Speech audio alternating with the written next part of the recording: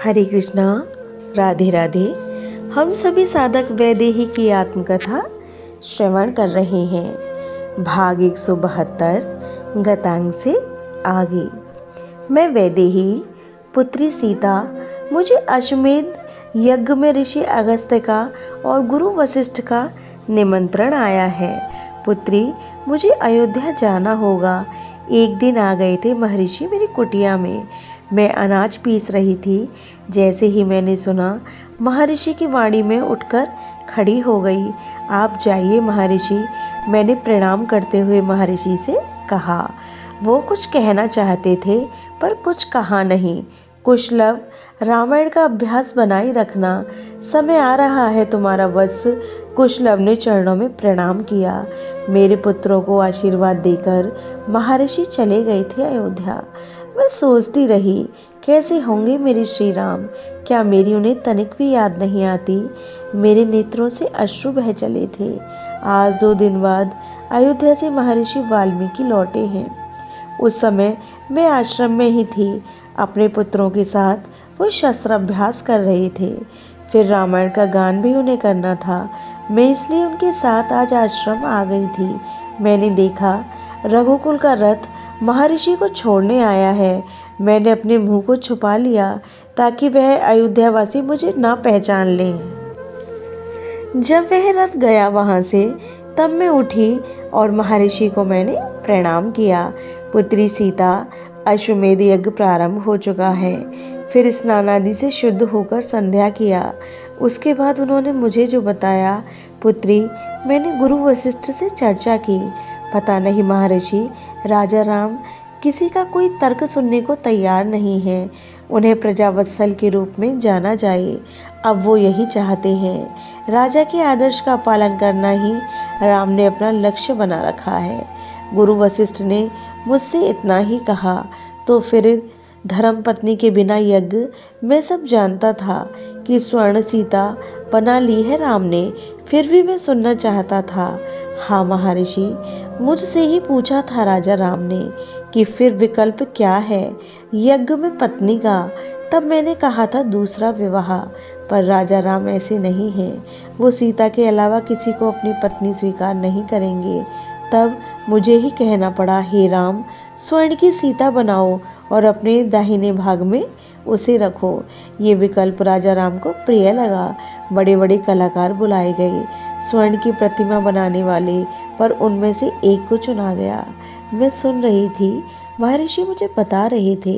पुत्री सीता, गुरु वशिष्ठ ने मुझे बताया कि राम स्वयं खड़े होकर कलाकार को बताते रहते थे। 5 दिन लगे तुम्हारी प्रतिमा बनाने में। बहुत प्रेम करते हैं सीता से राजा राम। मेरे शरीर में एक ऊर्जा का संचार हुआ ये सुनकर। हाँ पुत्री, गुरु वशिष्ठ ने मुझे कहा। आप कैसे कह सकते हैं गुरु वशिष्ठ, मैंने पूछा। मैं यज्ञ की तैयारियों में जुटा हुआ था। मुझे सप्त ऋषियों को और अन्य ऋषियों को इस यज्ञ में बुलाना था। ये अश्वमेध इतिहास बनाने जा रहा था।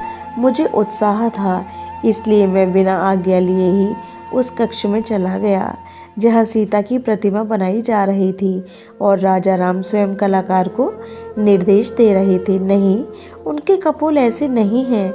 नहीं, राजा राम निर्देश दे रहे थे कलाकार को। वो कोशिश कर रहा था, पर नहीं नहीं, मेरे वैदेही के कपोल ऐसे नहीं हैं, ऐसे हैं। पर राजा राम भी शब्दों में नहीं बता पा रहे थे। मैंने उस समय देखा, शून्य में आंखें टिक गई थी राजा राम की, और सीते सीते सीते यही उच्चारण करते हुए धरती पर गिर पड़े थे। मैंने ही जाकर संभाला था राजा राम को। हे महर्षि, गुरु वशिष्ठ ने मुझे बताया। पुत्री सीता, गुरु वशिष्ठ व्यस्त थे। सत्यलोक तक के ऋषि वहाँ पधारे थे। उन सबका स्वागत, उन सबका यथोचित सम्मान, उन सबको भाग। मैंने इसे ज़्यादा समय लेना गुरु वशिष्ठ का उचित नहीं समझा। महर्षि, यज्ञ कहाँ हो रहा है, मैंने पूछा। सरजू के किनारे ही विशाल यज्ञ का आयोजन किया गया है। ऋषि अगस्त्य यज्ञ के ब्रह्मा बने हैं और यज्ञ के पुरोहित गुरु वशिष्ठ हैं। कौन नहीं आया उस यज्ञ में पुत्री? देव ऋषि नारद, भृगु, अंगिरा, परशुराम, च्यवन, गौतम, कपिल, ये तो ऋषि हुए। ब्रह्मांड के अनगिनत लोग आए। यज्ञ की वेदी को मणिमाणिक्य से सजाया गया था। सुंदर सुंदर चंदोवा ऊपर लगाए गए थे। हाँ पुत्री, राजा राम यज्ञ में विराजे थे यजमान के रूप में, और उनके दाहिने भाग में तुम्हारी स्वर्ण की प्रतिमा थी। पर पुत्री, कहते हैं विश्वकर्मा के शिष्य ने तुम्हारी प्रतिमा बनाई थी, पर नहीं, तुम्हारी तरह नहीं बना सका था वो कलाकार भी। वो विश्वकर्मा का शिष्य था। कुछ देर चुप रहे महर्षि, फिर बोले, एक सुंदर अश्व जिसका सफ़ेद रंग था, दूध की तरह सफ़ेद, उसको सजाया गया था स्वर्ण से, हीरे पन्नों से। उसके ऊपर एक छत्र था, छोटा छत्र, जो मणिमाणिक्य की पच्चीकारी से जड़ा हुआ था। उस अश्व के दोनों ओर चंवर लेकर दो सभ्य सुंदर पुरुष खड़े थे। यज्ञ की शुरुआत होने ही वाली थी कि वो अश्व दौड़ता हुआ आ गया और यज्ञ मंडप में आकर उसने अपने दो पैर रगड़े। बस समस्त राजाओं ने तालियां बजाईं और वेद पाठी विप्रों ने मंत्रों का उच्चारण किया। अश्व का पूजन हुआ। रोरी तिलक उसे स्वयं राजा राम ने लगा दिया था। फिर उसके बाद कुमार शत्रुघ्न के मस्तक में भी राम ने तिलक किया। पर कुमार शत्रुघ्न के भाल पर तिलक क्यों?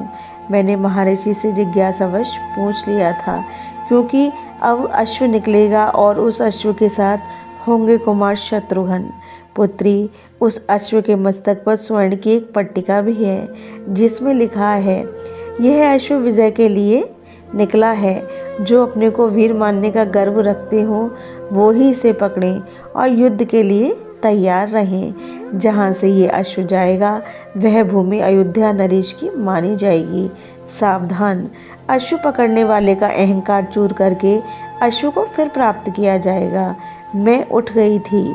पुरुष की अपनी महत्वाकांक्षा होती है, पर हम नारियों का क्या? पुरुष को विश्व विजय करना है, पर मैं चल दी थी अपनी कुटिया की ओर।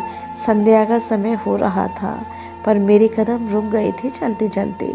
मेरे पुत्र रामायण का अभ्यास कर रहे थे, वो गा रहे थे। मिथिला की राजदुलारी की हम कथा सुनाते हैं।